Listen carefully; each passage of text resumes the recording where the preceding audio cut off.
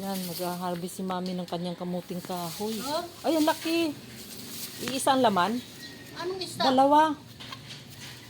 Oh, ang ganda. Mahal, magiginatan tayo. Ayun.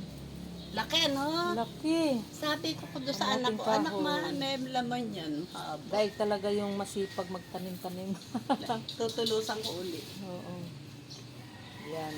Nakaharvest na si mami sa kanyang Hoy, kamuting kahoy. may 1 kilo yan. Oo na, oo. Yung isa, parang yung isa mayroon din yan dyan. Ay, wala yan. Dahil ito, ano be, Bagong tusok. uulitin kong tanim. Wala yan. Ay, kaano pa lang niya, mami. Sabay-sabay yan, nauuga eh. Paano ka magtanim ng mami, ng ganyan? Pag anon. Tapos, ang kailangan, Ito. yung dahon niya pag ganun, nasa taas. Oo. Kasi lason yan eh. Oo nga daw. Ay, nakaharvest na. Kahit ganyan lang pala. Yung kabila, di ba meron pa isa, mami? Ay, wala yan. Wala yan. Ano na siya? Oo, baka. Oo. Sayang makakuha ng itak. Kayang itak. Natatanim ulit. Nakakatuwa. Ewan ko kung may kutsilyo dito. So, yun.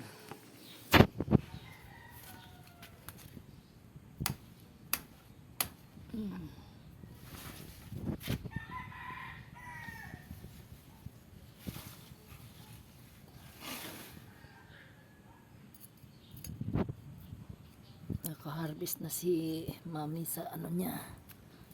Kamuting kahoy.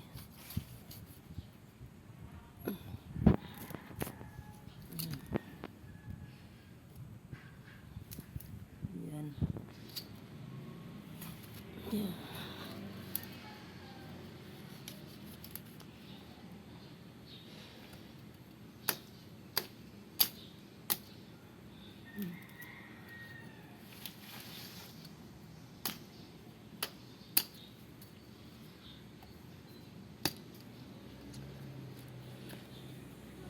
Yan.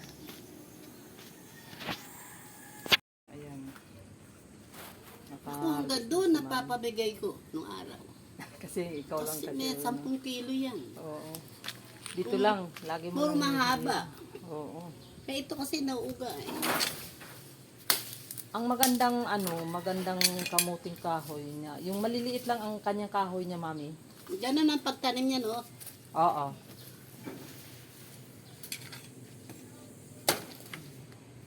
Diba? Iba talaga yung mayroon na nasusuksok.